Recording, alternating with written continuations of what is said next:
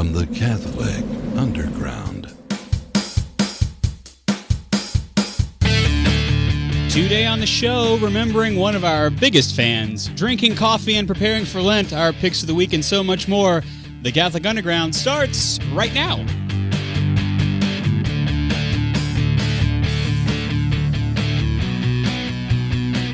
Okay, put down your autographed photo of Left Shark. It's time for the Catholic Underground, your weekly Catholic guide to the digital continent. It's episode number 285. Wow. I am Father Chris Decker. Yeah. If you're listening live, you can join us in the chat room at catholicunderground.tv and get your chat on. There are a handful of people already doing that. They're always there.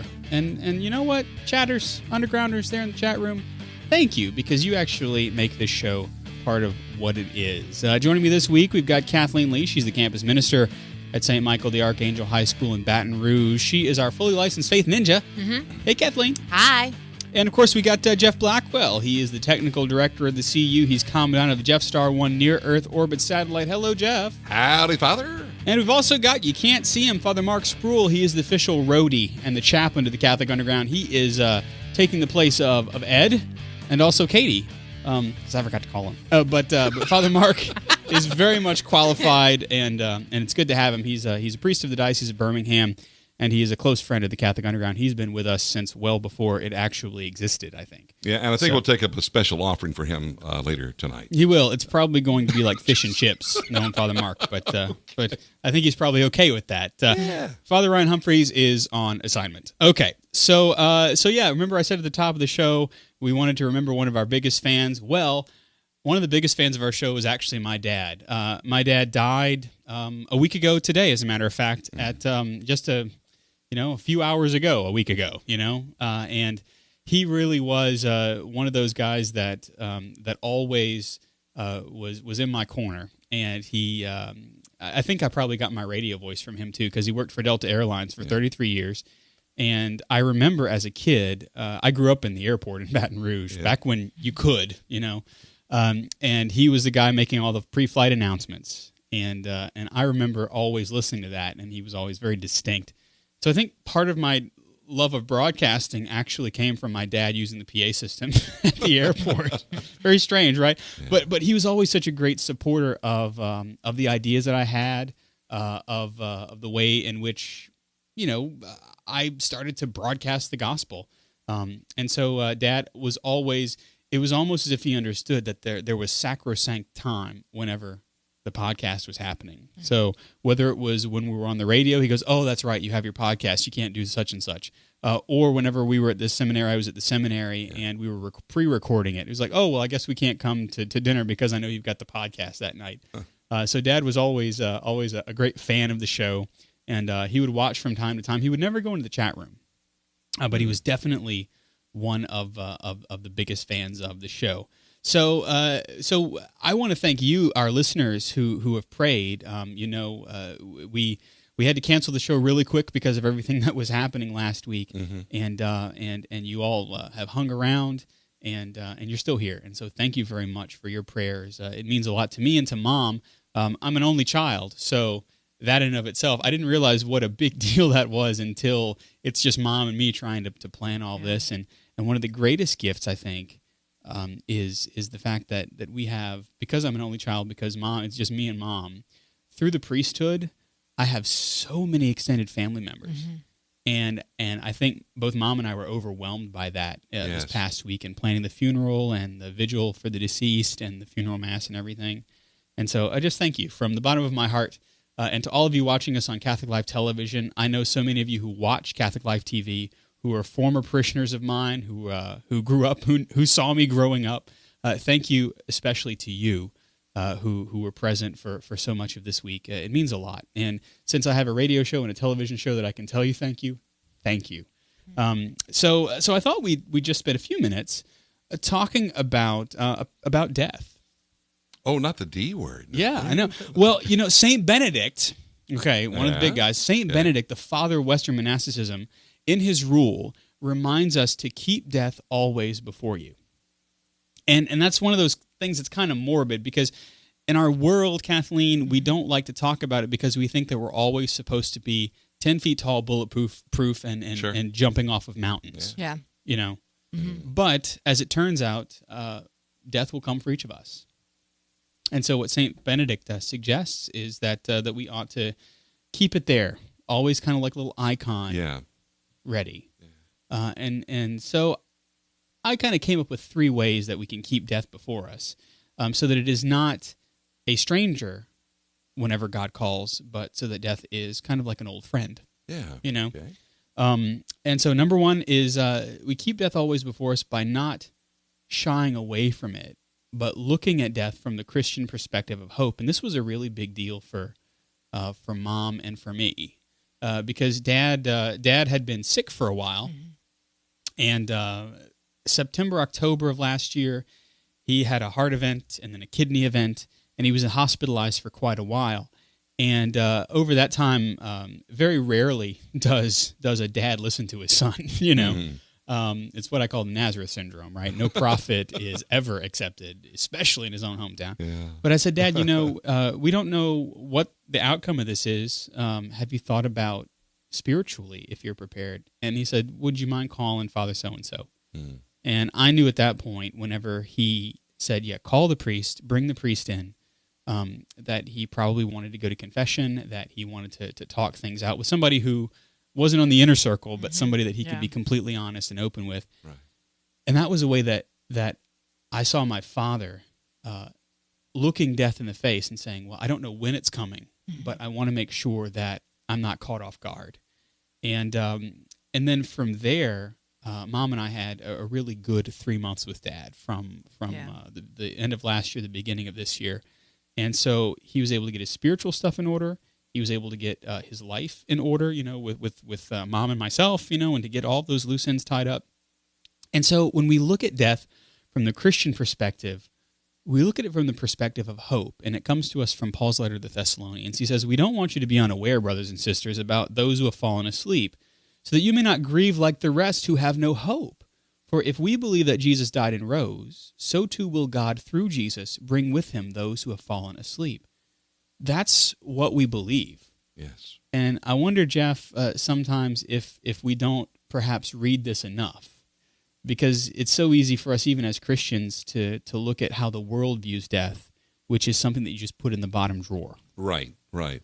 And this scripture reinforces that hope. And that, I mean, I've referred to this before, the never-ending story where that the Nothing uses that line, you know, I'm here to steal hope, because people who have no hope, they're easy to control.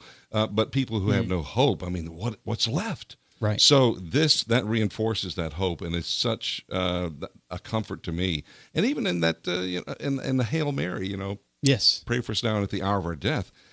I used to think, oh, man, that just sounds... It's very morbid. But there's great hope in that. Yeah. So, we have something to look forward to. That's right. And one of the things that I was really kind of amazed at was at the vigil, at the wake, at the funeral home the night before the funeral, is all of the friends and family that we had that came by, and they brought their young children. I remember going to my grandmother's wake and kind of going up to the casket and crying, but not knowing why. You know, I knew that this was a sad moment, an emotional moment, and I was very, very young. And I remember my parents taking me out. I think it was my dad. And he took me out, and this was his mom who had died, and he kind of explained to me, well, your grandma, this is her body, and her soul has gone to be with Jesus, and she was hurting a lot, but now she's happy with God. And so I was just wondering, because I didn't get a chance to ask, obviously, because I was busy visiting, how do we deal with this with children? What's that like? I mean, with young children, I don't know that's just kind of an open question. And I think that the way my parents handled it for me as a young child was good. Is to kind of introduce that. That sounds very, very similar to an experience I had with my grandson, who's 9, when my father passed away a couple of years ago. And, you know, we're going to the casket, and he was, you know, looking at my dad, and then he would touch him. I don't know why he wanted to touch him. It was just one of those things. But that gave us that opportunity to open that door to talk about what had transpired, how his grandpa had his great grandpa had actually made his peace and was ready to be home with Jesus, and that's exactly where he was in heaven. So it's a good entree for those kids that age. And one of the things I find, and you might find this with young people, Kathleen, is that especially young children and young people, they don't have the same filters that we've had to build up, to kind of cope with life. Yeah. And so I find that especially young children are very open to talking about these things because they're genuinely curious. Yeah. And they also have a love for Jesus that hasn't been tainted by temptation and by concupiscence in the same way. Right. Yeah, I think, we underestimate young children, and we try and make it flowery, and we don't, sometimes I think the greatest, disservice you can do to them is just, not get to the point. Yeah. And not to be like, grandma's dead and that's just it, but to be honest with them, to teach what the church teaches. I think especially, when it comes to death, when it comes to anything that makes us uncomfortable, we want to skirt around the issue. Yeah. But to teach what the church teaches about what happens after we die, what, where do we go, what happens? Yeah. And that way, to be in a very, you have to be general, and you don't want to get theologically heavy. It has to be with age them. appropriate, right. if you will. Yeah. You want to be gentle, and you don't want to scar them for the rest of their life. But they understand that, and they take it in, and it helps them so much more down the line. When they grow up and they're faced with more death in their life, there's this rooted foundation. Yeah. How do you handle that line, Father Chris, that and I know you've heard it before, where people will say, well, I guess God just needed another angel. It's like, no, that's not it. Well, sometimes I let it slide because I heard it quite a bit, actually. Oh, really? Over the course of this week. Or actually, I didn't hear it so much as I saw it in Facebook comments, because I think people are trying to find something, therapeutic to say. And I think we've all watched the Jimmy Stewart movies. It's a Wonderful Life. It's a Wonderful Life. Oh, yes. Where the angel gets its wings when it does a good deed, and you hear the bell and all that. Yeah. Well, very simply, God has all the angels that He needs because He created them before the world happened. And an angel is a completely different being than a human person. And so if the situation presents itself, I will say, well, I will bet you that so and so is singing with the angels the same song that they're singing, but his soul is different than the angel's soul. Yes, so right. It is actually more dignified to say that this is a soul that's in heaven rather than this is a soul that becomes an angel. So, like I said, most of the time I just kind of let it slide, even though the theologia hairs on the back of my neck stand up, Right. Yeah. But yeah, I think that that there is a way to talk about it with kids and even with adults, being theologically correct, because even if you just use the scriptures, like you said, Kathleen, and you know what the church teaches about Christ's life, death, and resurrection, then St. Paul usually makes it pretty clear. Well, like in here, if we believe that Jesus died and rose, so too will God through Jesus bring with Him those who have fallen asleep. That's right. That is a basic tenet of our faith. That is the reason for our hope. Yeah. And so if we take just even that bit of Paul's letter to the Thessalonians, and we allow that to lead us to Calvary with Jesus, if we allow that to lead us to all of these other elements where Jesus is talking about His death, like in Luke's gospel, then we really are going somewhere. There's a reason for our hope. And even though we may be a little scared about, well, what is death like? Is it going to be like a camera iris closing and something opening? Is there going to be a bright light? Is it? Well, those are all natural human things to worry about, in the sense that we are concerned about them because we don't know. But I find that that I can deal a little bit less with my concerns if I allow my faith to make up for what I don't know. And well put. Yeah, like it says in the chat, Taylor says in the chat, there's probably going to be a lot of crying. Sometimes there is, and you know what? Yeah. Crying is good, and it's okay. I have cried a lot this week, and I will cry a lot more. Yes, you will. But that's okay. It's okay, because tears come from any number of places. It comes from grief. For me, from Mom, a lot of our tears have come from gratitude.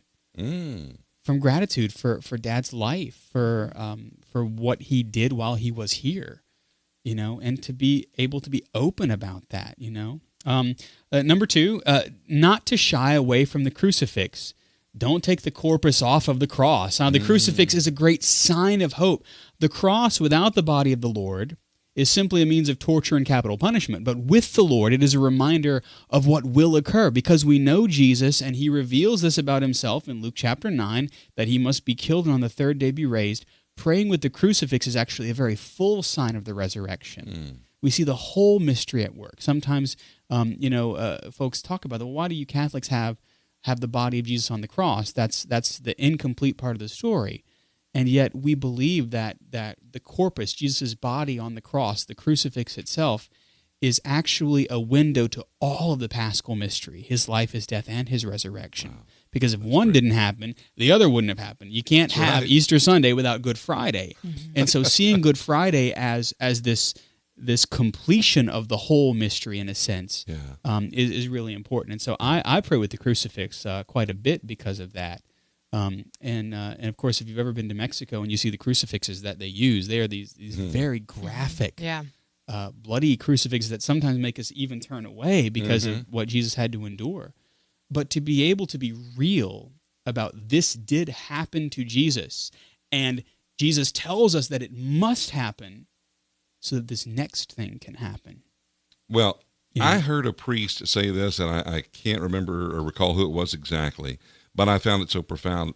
In essence, and I can't quote it exactly the way it was said, but that salvation is not in the wood. It's not in the cross itself. Salvation is in that corpus, the body, that was nailed to the cross. That's right. And so we place great veneration in the wood, because it was the wood on which hung the body. Yes. Which is why, as you'll recall on Good Friday, it's the one day a year that we venerate the cross with the same veneration that we would the Eucharist. Yeah, that's great. We genuflect on Good Friday to the cross because it was on that wood that hung our Savior. Yeah, that's true. And then, of course, number three, reading the book of Revelation in the light of the Gospels and the Church and her liturgy. There's so much hope in the book of Revelation when we see the Mass, even a funeral Mass, especially a funeral Mass, as an earthly image of the heavenly liturgy. In fact, The Lamb's Supper by Scott Hahn is a really good book if you want some Lenten reading that talks about the Mass as kind of the fulfillment or the earthly fulfillment of what will be fulfilled in the book of Revelation. That the book of Revelation is just this great big liturgical action, and to see the book of Revelation as kind of an image of the Mass, and how all of that connects with the Gospels. The book of Revelation has some scary bits in it, but overall it's a sign of great hope. Even if you just read like the last sentence of the book of Revelation, "Come, Lord Jesus, Maranatha." It ends on such a note of hope and not a note of now. So our faith has so much to teach us about the Christian virtue of hope, and it's in the Scriptures, and it's in Mother Church, it's in her liturgy, it's in all of those beautiful things. So also a way to kind of keep death before us is by keeping our inclination towards sin before us, to make a daily examination of conscience, to request forgiveness of God. You don't have to go to confession to be forgiven of your venial sins, but you do have to ask. Yes. It's also a good time to determine whether or not you ought to go to confession, for we don't know the day or the hour. That's why I always try to go once a month, whether I need it or not, kind of like my bathing, Yeah. So kind of like you take a shower regularly, right? You go to confession regularly because you don't know the day or the hour. Right. Especially if there's a mortal sin on your soul, go to confession. Get there. Don't tarry. Because there's also somebody else who doesn't want you to get to a good place with your Lord, right? Well put. We know that Satan is at work there.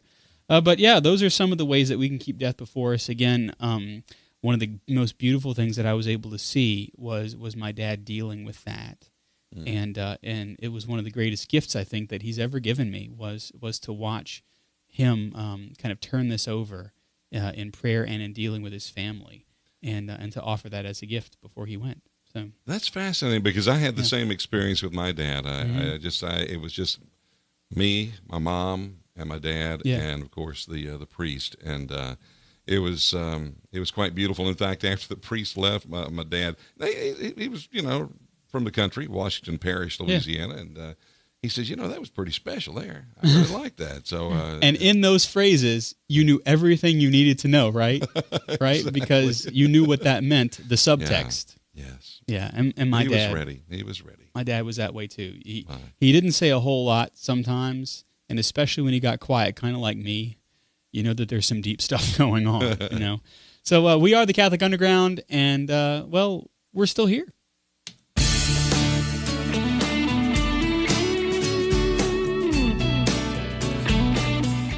Und meine Lieben, you are listening to the Catholic Underground. We're online at catholicunderground.tv. I am Father Chris Decker.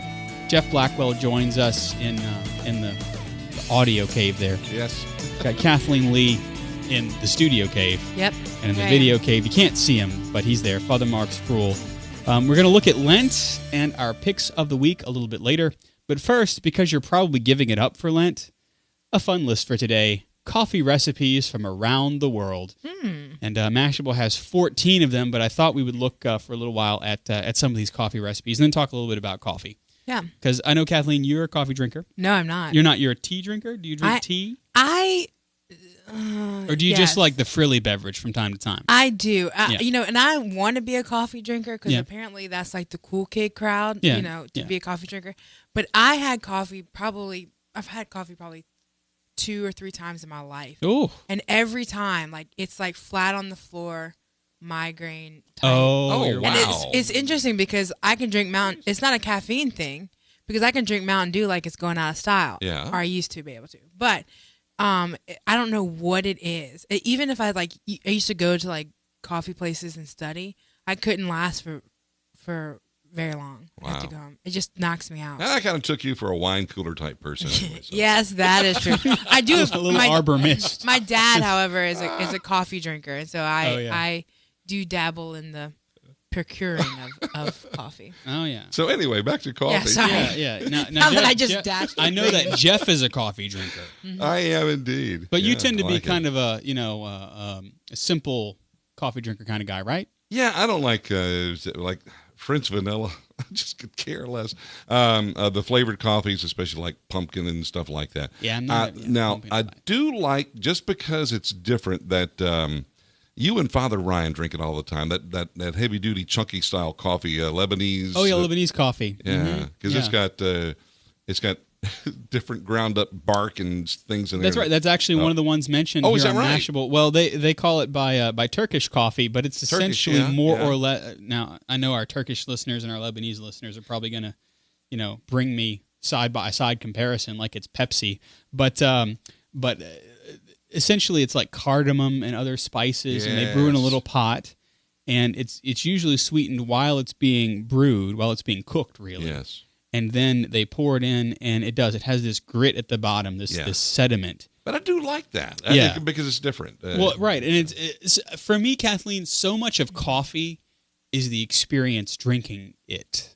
Okay. You know, because there are always side effects. In fact, I just had my mug of coffee before we started, and here it is, well after the coffee threshold for any normal person.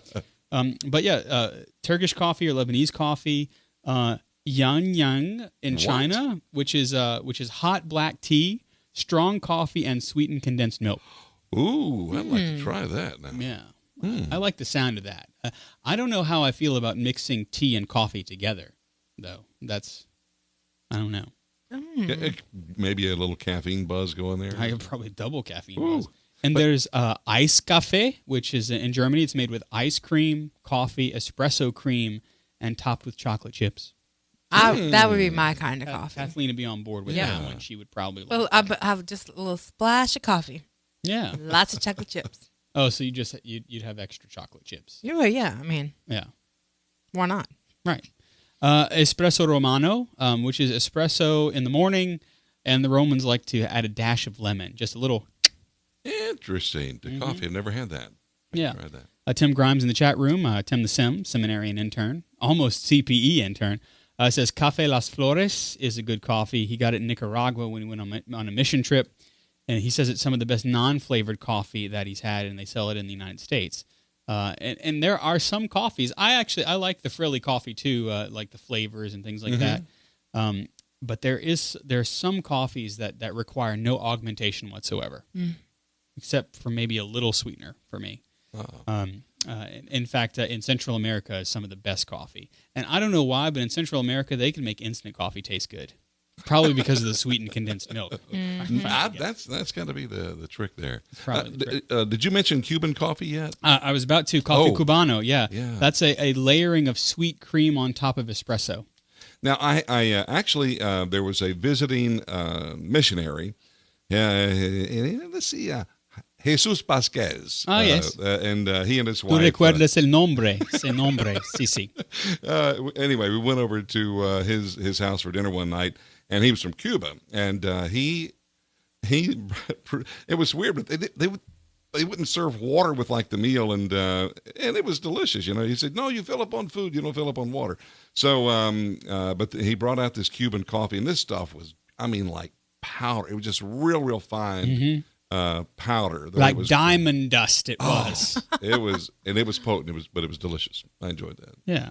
Ryan over in the chat room says on the West Coast, quite possibly the best coast, try Verve and Ritual for roasters. He says that's amazing. So if it's interesting that a number of our listeners, a lot of you are in California. Believe it or not, I've looked at the stats, and for whatever reason. Maybe it's the underground. I don't know. Really? But yeah. So Verve and Ritual. If I make it out that way, Ryan, I'm coming. We're going to go coffee shopping, my friend. I smell a trip. Oh, so your road trip? Yeah. Road trip. Yeah, I love that. Our last meetup in Washington D.C. Back in 2008 didn't go so well, so we're gonna have to work up to it. Yeah.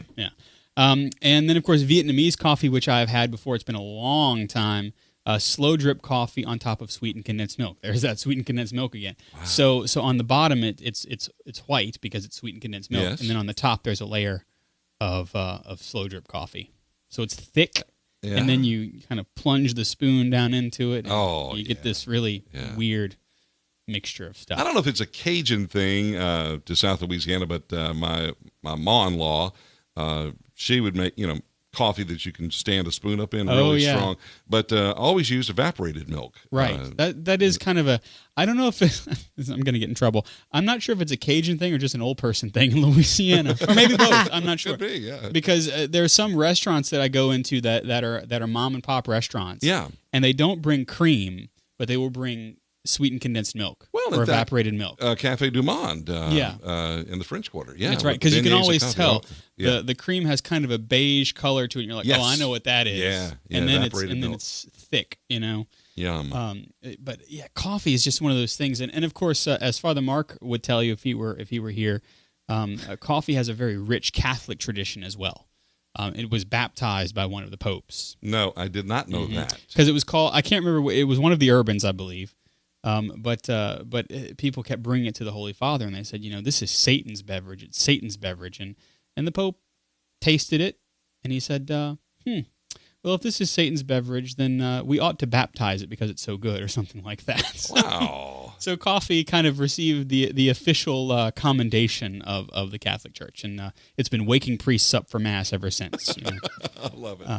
A question in the chat room: in Louisiana, do they really put chicory in the coffee? The answer is yes. See. Yes, good old New Orleans blend, coffee and chicory, and it's good. I like coffee and chicory. I do too. I especially like cafe au lait with chicory. So that's the chicory dripped coffee with milk. And almost every Louisiana child grew up having brought to them in bed. Yes. It's all one word. Don't Google it. Coffee milk. Coffee milk. Everybody, every parishioner over the age of 60 in my parishes, you know who you are, likes to talk about coffee milk. Oh yeah. It's one of those fond memories of childhood for so many. Yeah. In fact, our grandson's going to be staying with us this week, and we'll start off his day with coffee milk. Yeah, exactly. It's kind of that's what it is. It's like a grandchild, grandparent thing. Yeah, the grandparents bring it in, and it's kind of like a special thing because the parents just want you to get up and go to school. They don't, and Ryan also wants to know what coffee and chicory tastes like. It basically tastes like burnt wood inside coffee. Yeah. Yeah. It's good. I like it. Because in essence it is. That's right. So Jeff, how do you take your coffee on a regular day? I'm very traditional in that I have to have half and half. I don't like the powdered stuff. Mm-hmm. I don't like the flavored stuff. So half. Now I will tell you this: I found if those of you who could see me, like I need skinny girl, sweeteners or something. But my wife found this, and it was a Christmas gift, just kind of like a stocking stuffer a couple of years ago, and it's this salted caramel sweetener. It's everything. And when I tried it, it's like, ooh, I like that. But so occasionally I will definitely do that. But Splenda and half or half and half in that sweetener. What? This just in. It was Pope Clement the 5, 6, 7, 8. Pope Clement the 8th. Who baptized coffee. Oh, okay. That's right. Yeah. All right. Another historical fact. That's right. Brought to you unrehearsed on the Catholic Underground. Yeah, in fact, I can use my fancy computer phone to look up really quick what he said. Kathleen, you don't take coffee, but if you did... I don't, but I have been dabbling in the teas, like you said. And I, this, a couple months ago, I got peppermint tea. I was like, let me see what this peppermint tea is about. And I said, let me go get some creamer or something to put.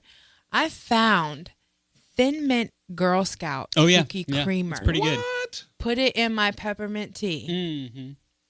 I about died. I about died. It was so good. It was so good. But yeah, I do drink tea, but I gotta have it with milk. Yeah.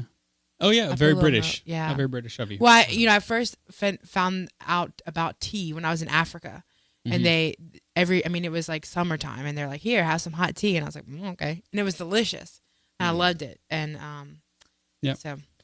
And we close this discussion on coffee before we speak of Lent and things you ought to give up with that direct quote that's attributed to Pope Clement VIII. We're not really sure if it's a true story or not, to be honest with you, but it's really awesome to think that it would be, because supposedly the story goes is the Pope's advisors were telling him, look, you need to declare coffee the bitter invention of Satan, because it was very popular actually among in Islamic circles, because some of the best coffee comes from the Middle East. Yeah. And so he tasted it supposedly and says, the devil's drink is so delicious, we should cheat the devil by baptizing it. We are the Catholic Underground.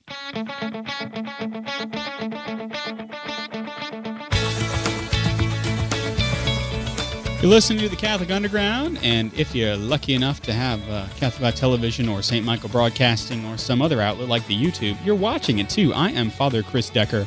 Joining us, we have Jeff Blackwell. He's in the audio cave there.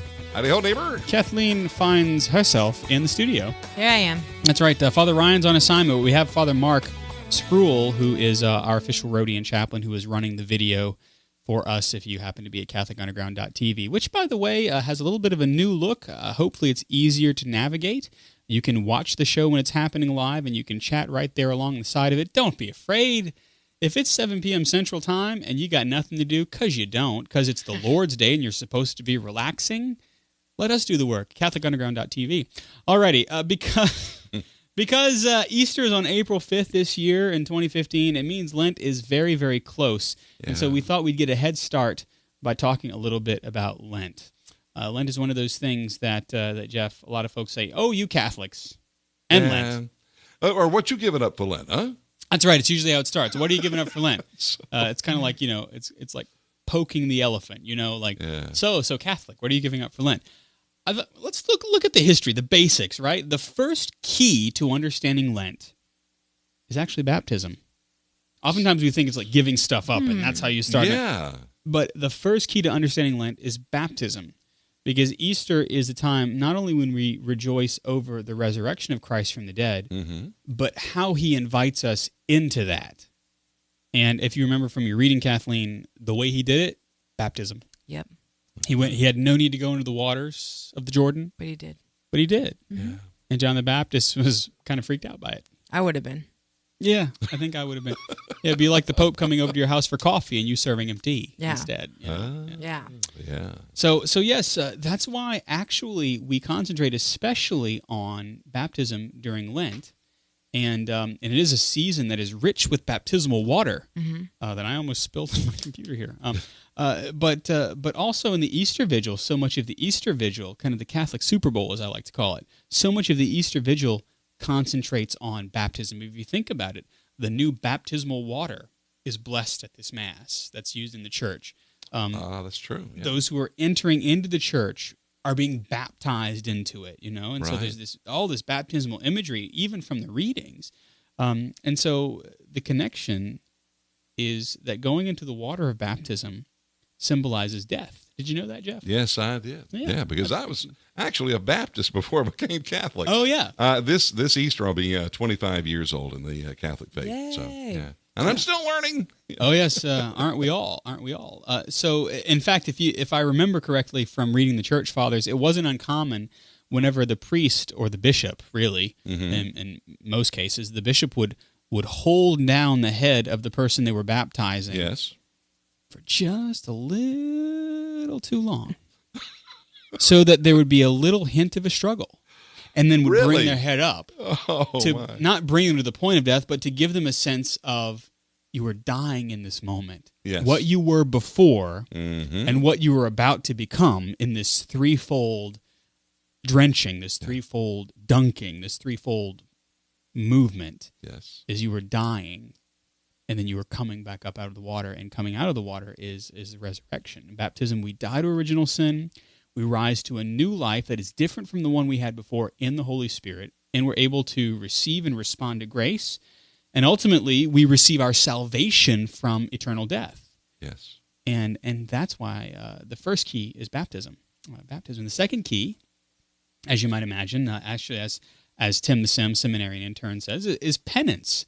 Right, prayer and fasting and almsgiving. Even though we recognize that we're saved by Christ's actions on the cross, and we share in that salvation by baptism, Kathleen, we recognize that the effects of original sin are still here. Yeah, they sure are. Yeah. And that's what I love. They just started the light is on for you. Yes. Oh, right, which is our reconciliation program. Right. Yeah, and I love it. I love that's a program that we started, I think, a couple years ago. Yeah, it's been a couple now. I mean, yeah. quite a few, actually, now. I get excited every time I see their...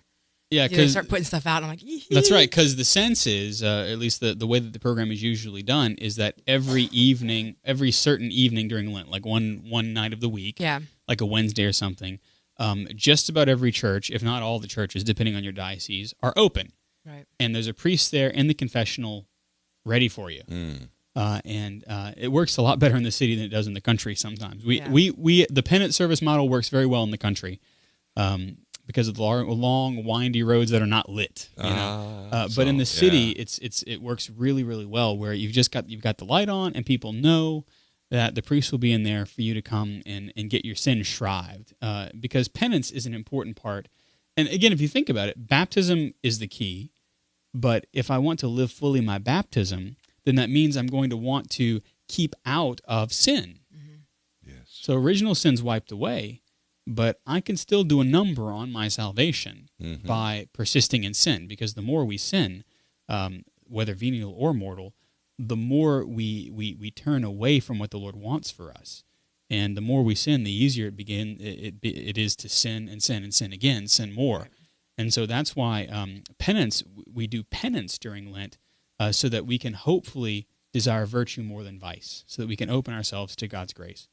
And we also thank God for the gift of penance, and we thank Him for the gift of our baptism.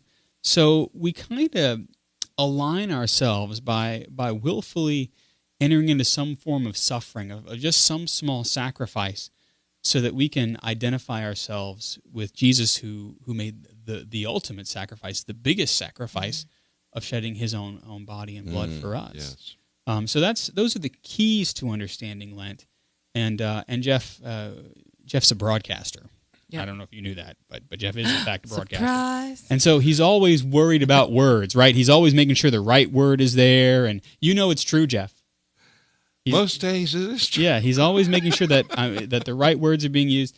And so the Anglo-Saxon word lengthen means spring, very simply. It's the word for spring. So lengthened is the word for springtide, and actually it's the word for March, which is the majority of the month in which the Lenten season falls.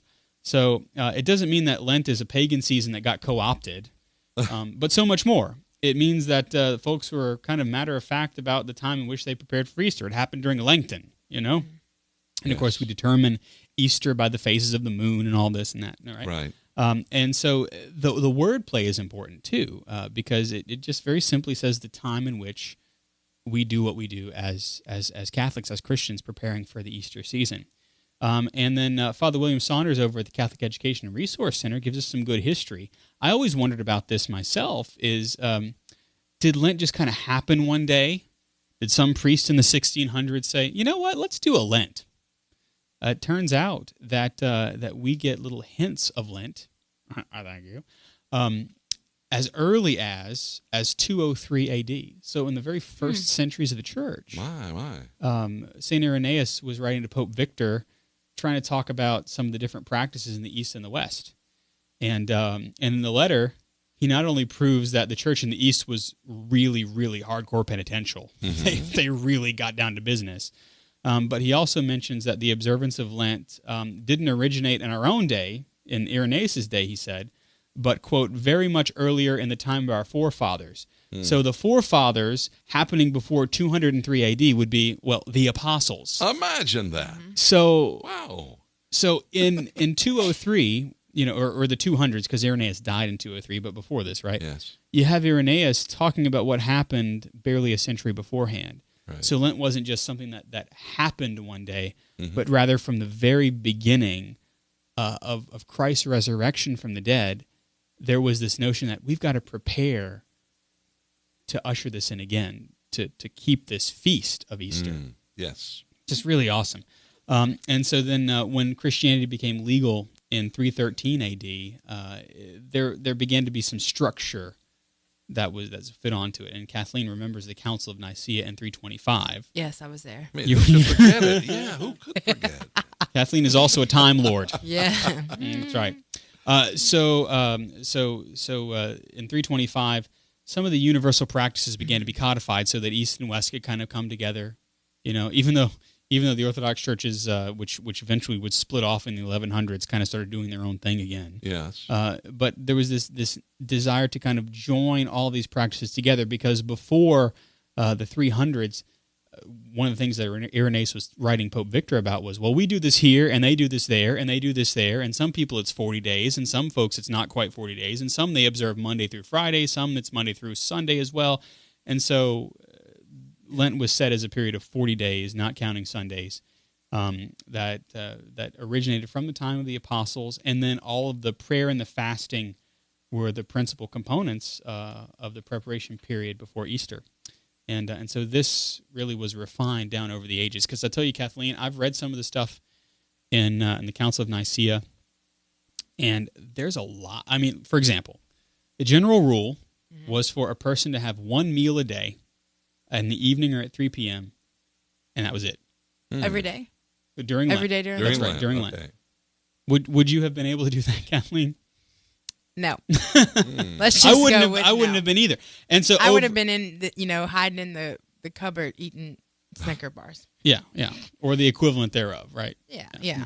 Dried meat and nut, you know. Yep. So this evolved over time so that a person could have the stamina to do manual labor of having a large meal and then 2 smaller meals, which is what we do today. So the gist is simple nowadays. Ash Wednesday marks the beginning of Lent, lasts for 40 days, not including Sundays. On Ash Wednesday and Good Friday, the faithful fast, which means having only 1 full meal a day and 2 smaller meals that don't equal a full meal to keep up one's strength. And then you abstain from meat on Ash Wednesday and Good Friday. And we'll talk about that in a sec. Okay. And then people are still encouraged to give up something for Lent as a sacrifice. These are just all. This is kind of what we do as Catholics. So as you remember, Ash Wednesday, just about everybody comes in Louisiana, especially. True. Everybody Yeah. comes to get ashes. It's like this holy day of obligation. That's not a holy day of obligation, and it's a reminder that we're formed from the dust of the earth. Dust will return. And then one of my favorite things, Jeff, is it reminds me of sitting in sackcloth and ashes in the Old Testament. Yes. It's a penitential practice. And you typically wear the ashes. I started to say Smack dab proudly, on the forehead. but you wear them all day long. Yeah, at least in the United States, in the West, we wear them on our forehead. Yes. But in Rome, the Italian, the Roman, the way that the Romans do it, when in Rome, they sprinkle the ashes on the crown of the head. Oh. Yeah. But it's true. In Louisiana, everybody wears their ashes proudly. Yeah. That's true. And I would imagine it's the same where you are. Yeah. That if you're a Catholic, this is an important symbol that we do. Lent is always a season of prayer. Many make the Stations of the Cross. They'll go to daily mass. My daily mass attendance shoots up to quite well above the teens during Lent. Mm-hmm. And so it's definitely a good practice to reinvigorate our prayer, to rediscover our prayer. And then, of course, Kathleen, we fast for the right reasons. Yes. Mm-hmm. Yeah. Yeah. I always hate when people are like, "Oh, I'm gonna, fast," or all this stuff that they're gonna give up because they want to lose weight and all this stuff for Lent. I'm like, that's so lame. Yeah. Let's just do it for the right. Well, that's the thing. The pangs of hunger remind us of our hunger for God. That's more or less that's the sense of it. It aids our prayer.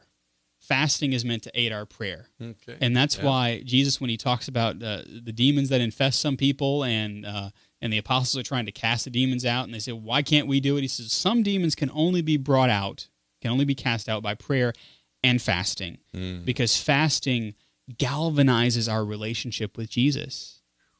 That's a powerful stuff, something man. that happens to the body willfully that brings us into solidarity with the Lord in a new way. Then, of course, the prophet Isaiah insists that fasting without changing our behavior is not pleasing to God. This is what you're talking about, Kathleen, when those who say, I'm going to lose so much weight during this Lent. It's going to be great. Yes. Yes, Kat. But Isaiah is clear. God says, this rather, quote, is the fasting that I wish. Release those bound unjustly, untying the thongs of the yoke, setting free the oppressed, breaking every yoke, sharing your bread with the hungry, sheltering the oppressed and the homeless, clothing the naked when you see them, and not turning your back on your own.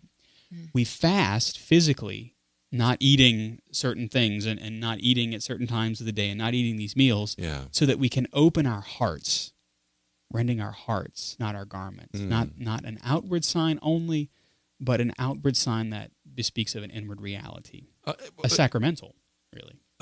Can I just? You can. All right, thank you. Well, this there's a scripture somewhere that comes to mind where you're not supposed to be boasting about fasting. Yeah, that's actually what we read on Ash Wednesday. Jesus says, when you fast, don't fast like the hypocrites do. They neglect their appearance so that they can appear to be fasting, is what the scripture says. It doesn't say they're actually doing it. Right.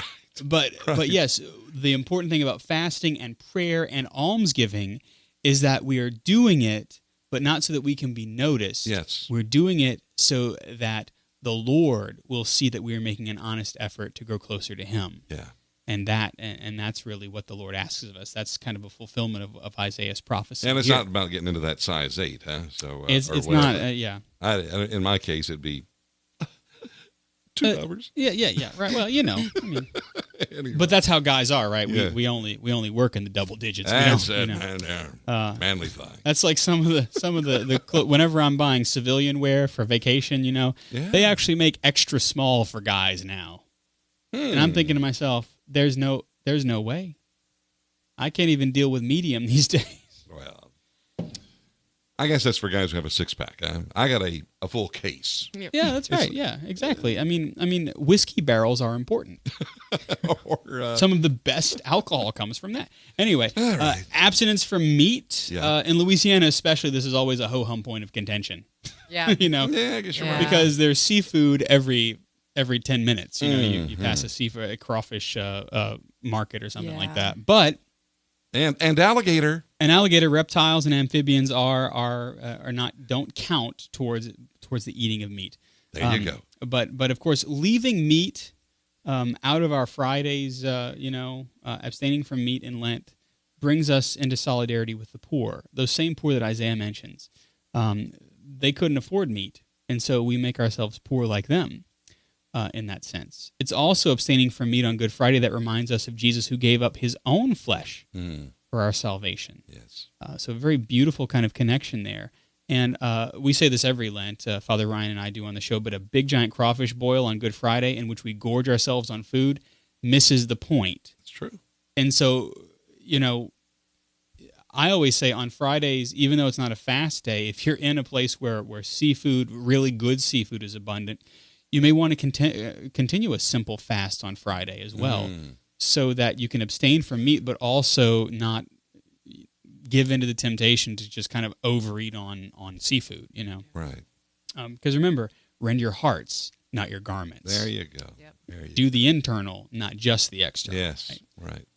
Speaking of which, giving something up. Lent is about conversion, turning away from sin, and so that's why we're not called just to put aside our coffee or our candy, but rather do something, or rather I should say give up something that will lead us into sin. Stop an action that leads us into sin. And that's where people say, I want to give up candy because gluttony is a particular sin that I'm inclined towards. That's different than I'm giving up candy because I want to fit into the size 8. Yeah. You see? Yeah. Rend your heart, not your garment. Sometimes the garments rend themselves, if you're above that size. But yeah, giving something up is all about attempting to stop an action that leads us into sin. Lent is not just something that you Catholics do. If we see it as an empty practice, then Kathleen, we're going to end up on Easter morning the same person that we came in on Ash Wednesday. Yep. Yes. There will be no resurrection. That's right. And that's true. That we will not experience the resurrection in its fullness if we have not walked those 40 days in the desert with the Lord. It's a season for us to try to become holy, not of our own power, but by emptying ourselves out. And we willingly become weak, and the Lord makes us holy by showing us his strength. That's what we believe.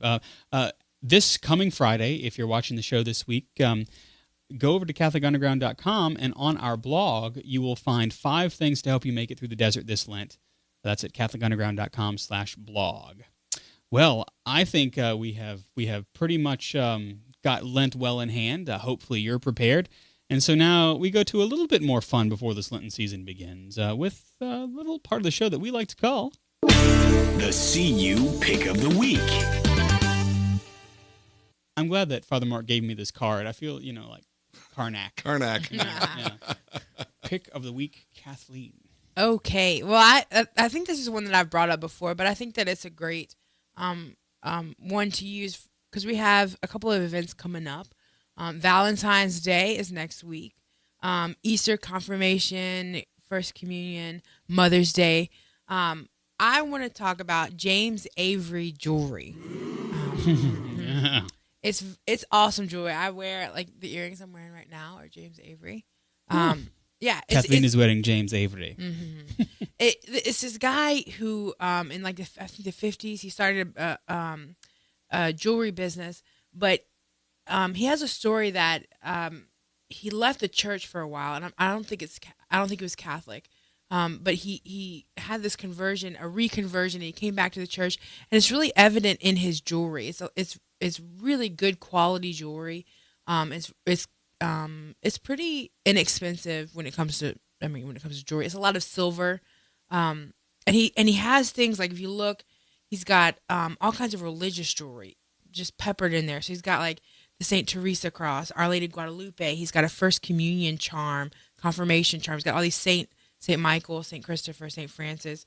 He's got a widow's mite, which is really cool. Oh, cool. I got that one from my little sister. But it just makes really. I'm a gift giver. Yeah. So when it comes to getting things, I don't like to just buy, a piece of jewelry off the rack and there you go.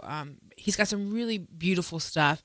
I mean, like I said, it's pretty affordable, and it's quality stuff. And I always like to support, businesses that put their faith into their product, what they do. And so it's beautiful stuff. You should check it out, jamesavery.com, if you want to give it a look. See, very cool. and like you say, First Communion's coming up soon. Yeah. Valentine's Day is coming up. So yeah, there you go. Jeff, your pick of the week. Well, my mom is living on a fixed income, and she's got a computer that's about 5 or 6 years old. Yep.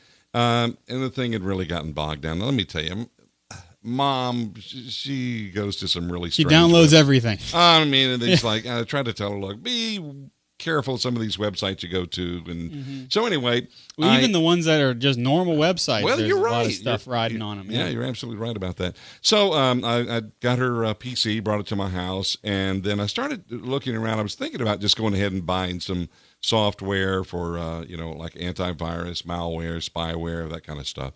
So I came across this great article, and it's in the show notes at CatholicUnderground.com.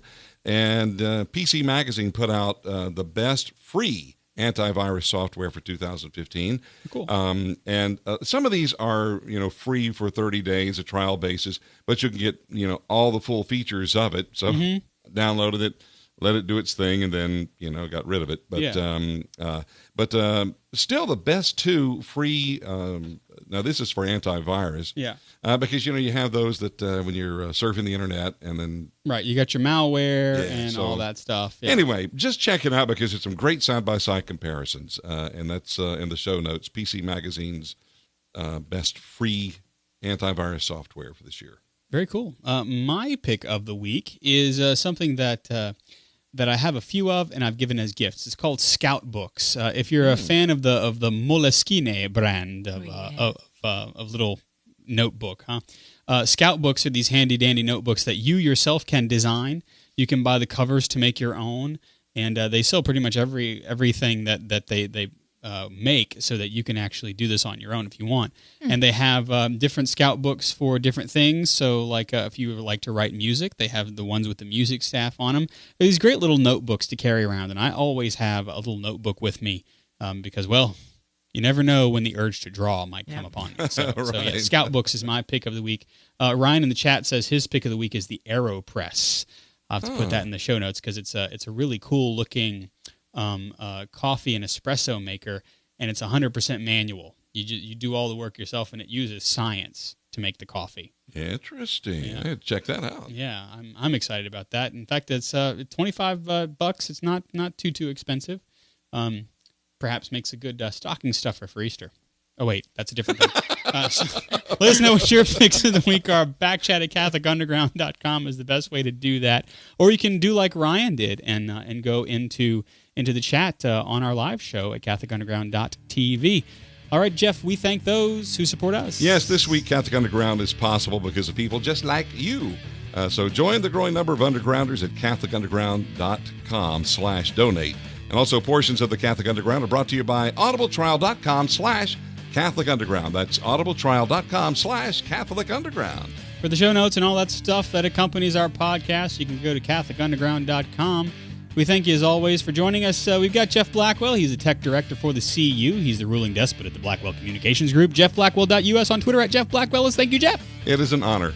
Kathleen Lee is the Faith Ninja at Kathleen YABR. Thank you, Kathleen. Okay, bye. You know me. I'm Father Chris Decker. Follow me on Twitter at Digital Catholic. Thanks for tuning in and hanging out with us on the digital continent. We're Catholic Underground. We're Faith Gone Digital, and we will see you next time.